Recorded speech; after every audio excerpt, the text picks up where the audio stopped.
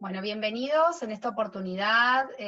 vamos a hablar acerca de los aspectos nutricionales del paciente pediátrico sobreviviente al cáncer. Mi nombre es Mariana Raspini, soy licenciada en nutrición del Hospital Garrahan, un hospital de la ciudad de Buenos Aires, de Argentina. Me desempeño en el área oncológica de este hospital.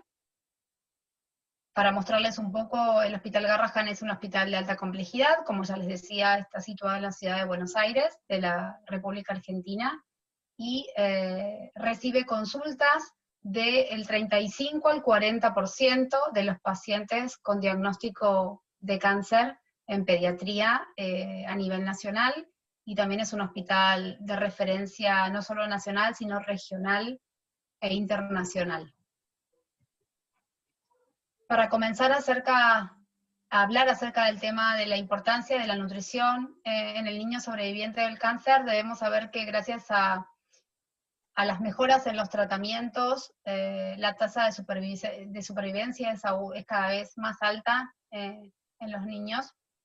Por lo tanto, esto a nosotros nos pone en el desafío de pensar acerca de cuáles son las consecuencias que vemos cuando estos niños son adolescentes o adultos, y cuáles son las consecuencias que tiene el tratamiento en su morbimortalidad. En la siguiente placa veremos cómo es de relevancia este tema, ya que más del 95% de los niños sobrevivientes al menos experimentan una enfermedad crónica antes de los 45 años de edad, y que tienen un riesgo de morbimortalidad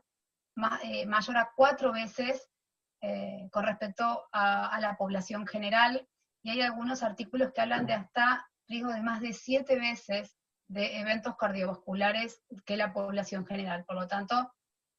es una alarma, es un llamado de atención para quienes nos dedicamos a la atención de los pacientes con cáncer, pensar en qué ocurre más allá del tratamiento, una vez que han sido curados. Con respecto a las consecuencias del tratamiento relacionadas a la nutrición, abordaremos específicamente la obesidad como consecuencia descrita ampliamente por la bibliografía en aquellos niños post-tratamiento, el síndrome metabólico y la diabetes, asociadas muchas veces a la obesidad, o sea, como factores adicionales o como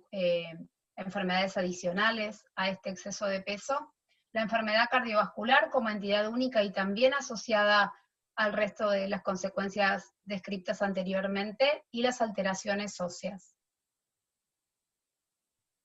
Para comenzar a hablar de obesidad, me gustaría mostrar este gráfico que habla de la prevalencia de sobrepeso y obesidad durante y después del tratamiento en un grupo de pacientes pediátricos sobrevivientes de leucemia, y habla de los diferentes ritmos de aceleración y de prevalencia del sobrepeso y obesidad, como es bien marcada en la inducción, luego desciende,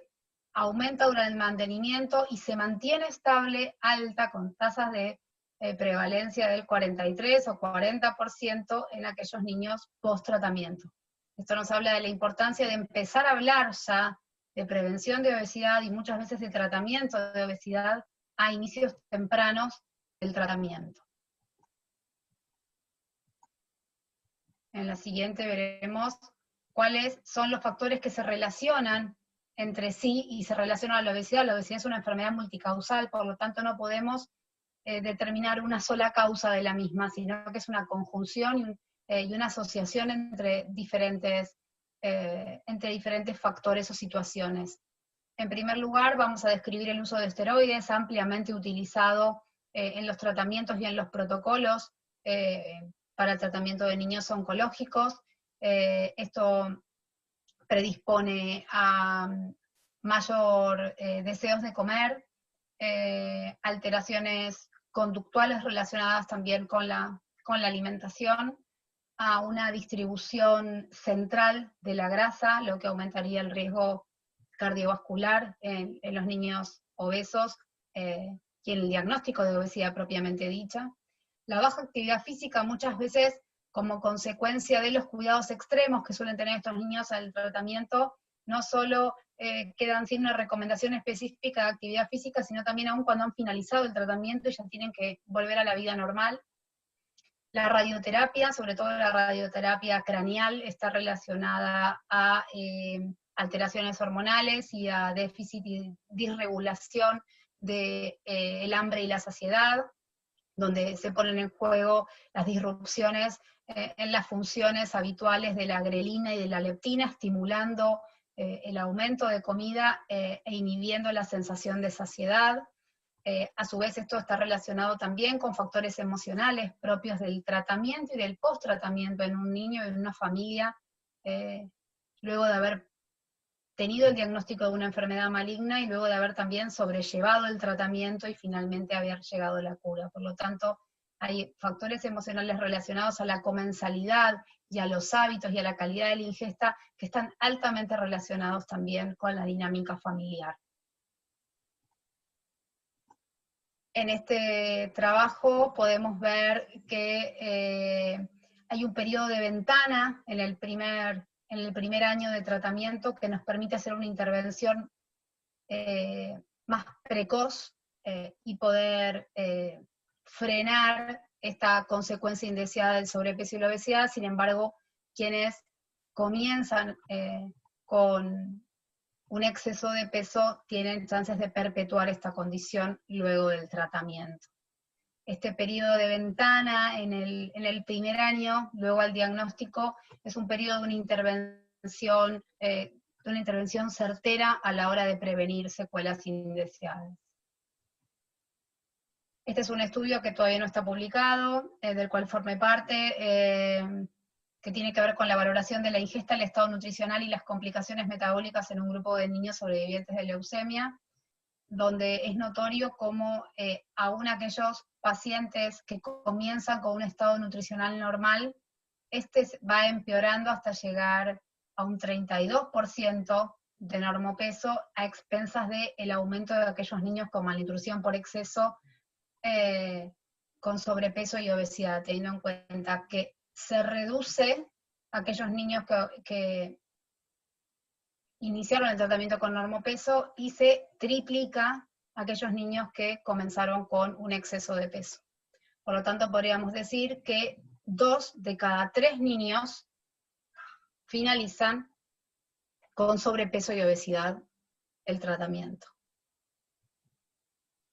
Con respecto al riesgo cardiovascular, sabemos que la cardiotoxicidad se relaciona con el efecto directo de las drogas utilizadas. Las más descritas son las antraciclinas, que han mejorado y han disminuido su uso en los protocolos, sin embargo, aún reduciendo esa cantidad, se ven efectos deleterios en la funcionalidad y en la estructura del corazón. Además, las células malignas producen citoquinas inflamatorias que podrían afectar el daño endotelial y proporcionar un efecto aterogénico relacionado con las dislipemias. Y este gráfico o esta imagen representa realmente la interrelación que hay entre no solo la medicación y el uso de la radioterapia y las antraciclinas, sino también inhibidores de la tirosinquinasa, antimetabolitos como el metotrexate, anticuerpos monoclonales que afectan la funcionalidad y aumentan el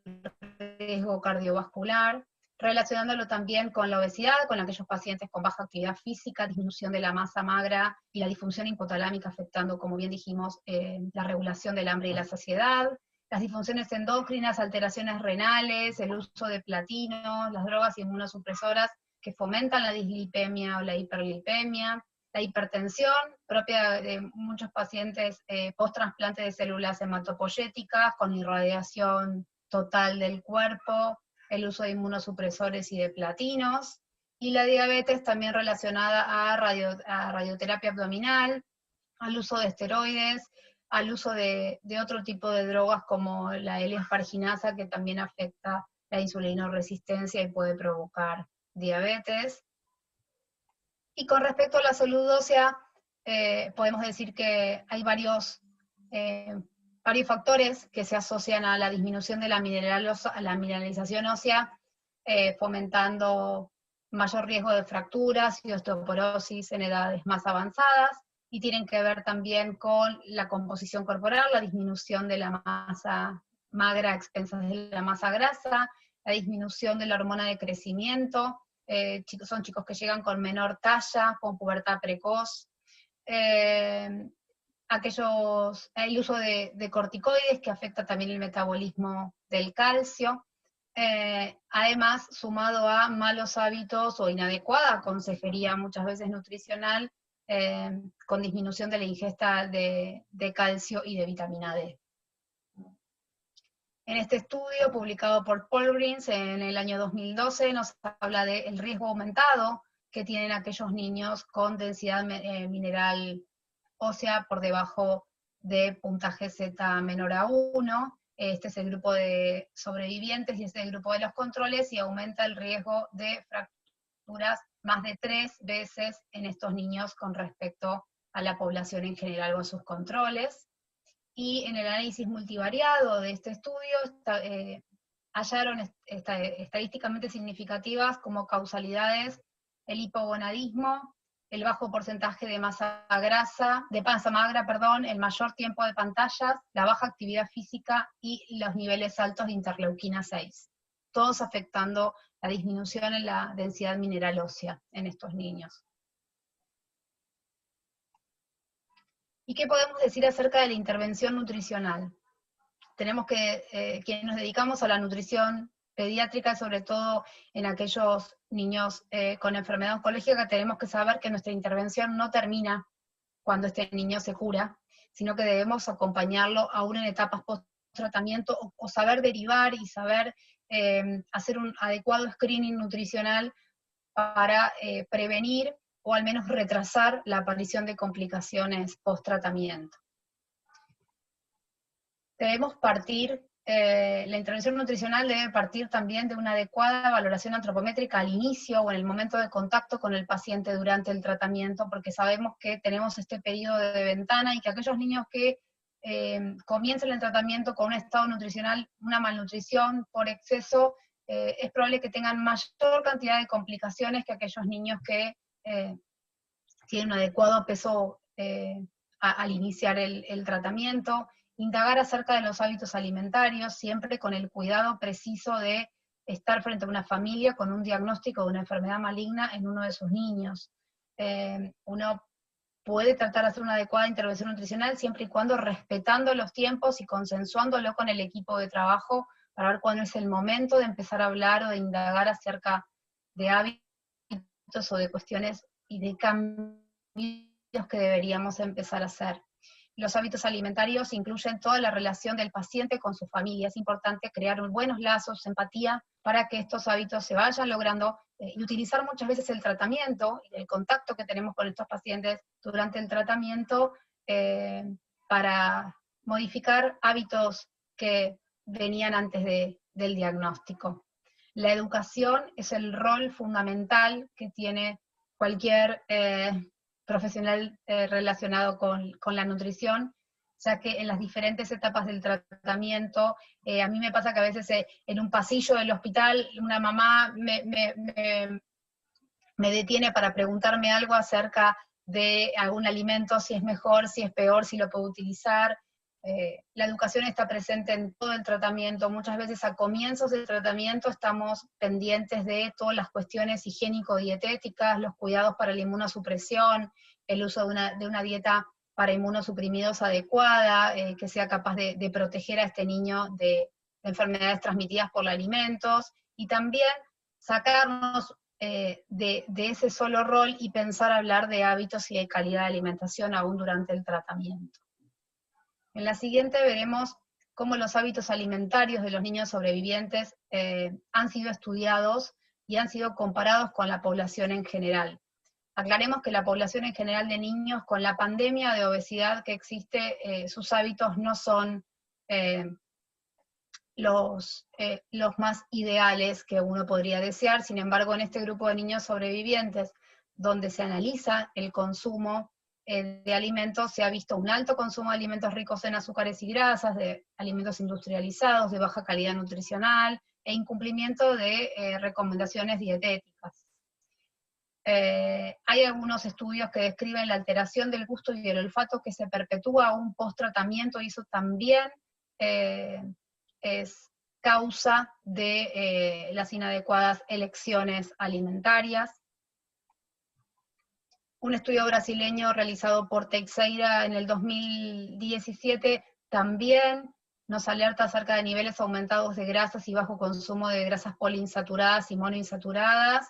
y valores de recomendación inferiores al 50% de adecuación en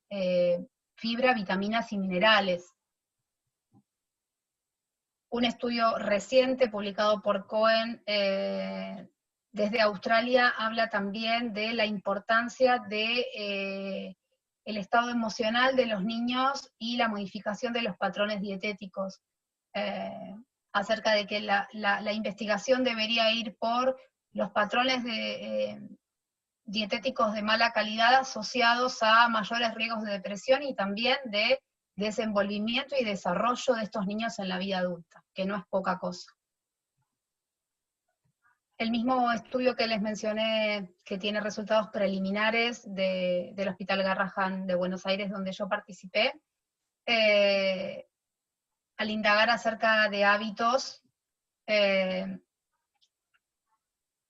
los papás nos han mencionado que 1 de cada 3 niños consume jugos azucarados como bebida en lugar de agua. 9 de cada 10 niños tienen baja actividad física por debajo de la recomendación establecida o por la Sociedad Argentina de Pediatría o por la Academia Americana de Pediatría, que el 60% supera las horas frente a la pantalla. Sé que no es el mejor momento para hablar de esto, pero esto ha sido tomado en épocas antes de la pandemia. Y el 40% de los niños tiene horas inadecuadas de descanso, que también están relacionadas con la regulación del hambre y la saciedad, y esto está relacionado con niños no sobrevivientes, digamos, no niños sobrevivientes de cáncer, sino los niños en general y el desarrollo de obesidad. Y el 42% de los padres refirió selectividad en su alimentación post-tratamiento, y esto hablaba un poco de lo que mencionábamos anteriormente, de estas alteraciones del gusto y el olfato, como se relacionan con la selectividad luego del tratamiento, que hace que los niños tengan hábitos inadecuados o que nos cueste mucho más realizar esta educación alimentaria completa y balanceada. Este estudio me pareció relevante destacar porque habla de la intervención propiamente dicha y la importancia de la educación, que es una de las cuestiones que nombrábamos anteriormente. Este estudio habla de intervención, un programa familiar de educación de 12 semanas, que incluía a los padres y a los niños, donde hablaban diferentes tópicos de alimentación saludable, de actividad física, donde se indagaba acerca de la ingesta, de resolución de problemas, estos patrones de alimentación que se relacionan con la comensalidad, con padres autoritarios o con padres demasiado indulgentes, que tampoco colaboran en la mejora de los hábitos. También el rol de los padres como agentes de cambio, donde debe empezar por cambios en los patrones familiares para que el niño logre abordar o logre adaptarse a estos nuevos hábitos, pero con mucha participación familiar.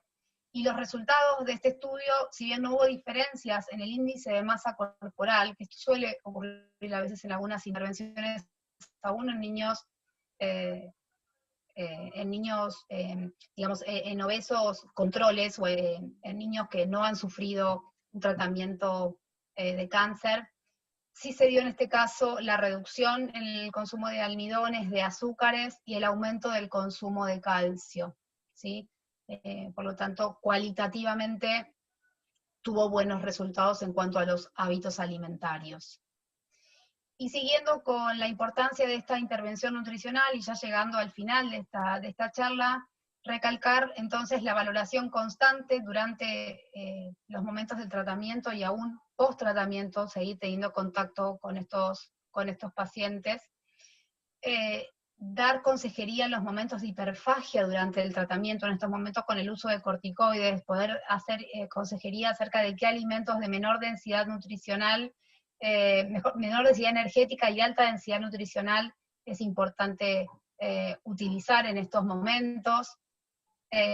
Hablar siempre de alimentación completa y suficiente en todo el tratamiento, no hablar de dietas restrictivas, no hablar de ciertas omisiones de algunos alimentos,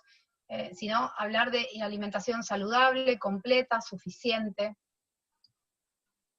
y la educación familiar en todas las etapas.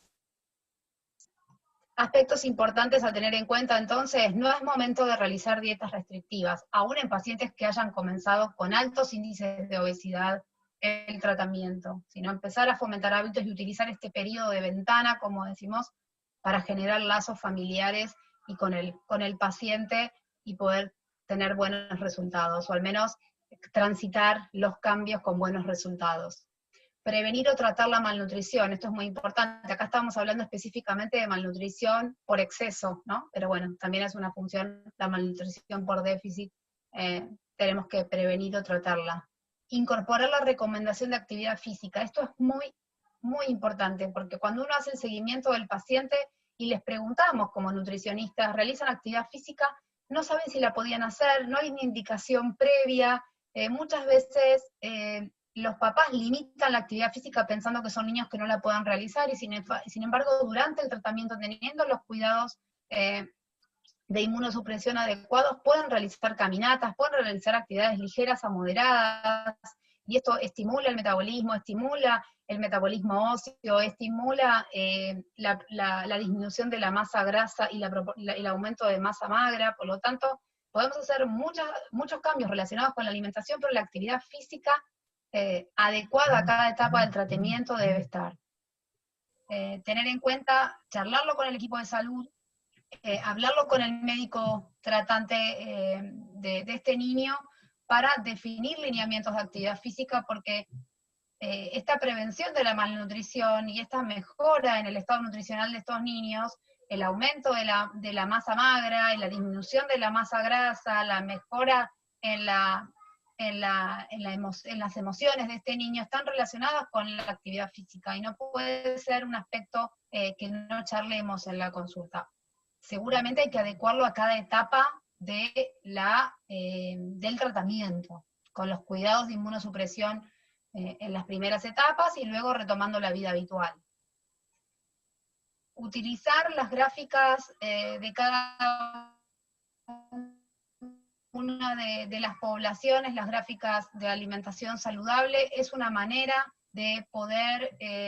llevar los diferentes planes de alimentación aún con cuidados de inmunosupresión, adaptando estas guías a cada uno de los lineamientos que vayamos a abordar con las familias. Tenemos que orientar acerca de una dieta hiposódica, bueno, modificar estos planes, modificar estas gráficas de alimentación saludable, hablando de alimentos saludables y el contenido de sodio, por ejemplo. Tenemos que hablar acerca de cuestiones de porciones recomendadas, pero en pacientes inmunocomprometidos, entonces adaptar estas gráficas a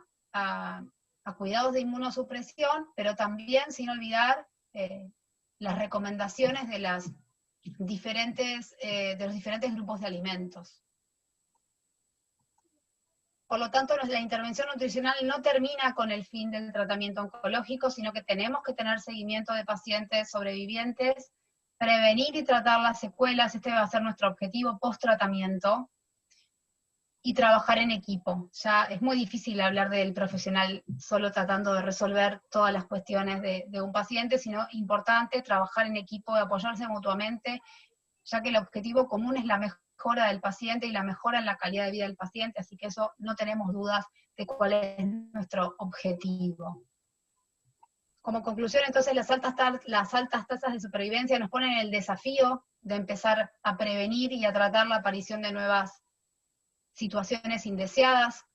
post-tratamiento, que los aspectos nutricionales cobran vital importancia en todas las etapas, aun cuando éste haya finalizado, que la educación familiar tiene que ser a base de una alimentación completa y plantearse como intervención, y que la obesidad constituye una condición transversal que podría afectar la mortalidad a mediano y a largo plazo en estos niños. El seguimiento de por vida se considera la mejor práctica habitual, aunque nosotros, nuestra estructura en el lugar donde trabajemos, no podamos seguir a estos niños cuando ya son adultos jóvenes, saber a qué profesional o en qué área o en qué centro de salud poder derivarlo para seguir abordando el tratamiento y la prevención de estas complicaciones. Y esta frase me gusta mucho, es de uno de los doctores del hospital que la pone en cada una de sus presentaciones, y que quienes nos dedicamos a la atención de los niños somos fundamentalmente guardianes de su desarrollo. Yo creo que con este compromiso que uno asume, no podemos echarnos atrás en las cosas que vengan. Muchísimas gracias por su atención, y ahí les dejo mi mail para cualquier consulta. Y la bibliografía, si es que ustedes quieren ampliar un poco los conceptos que desarrollamos en esta clase. Muchas gracias.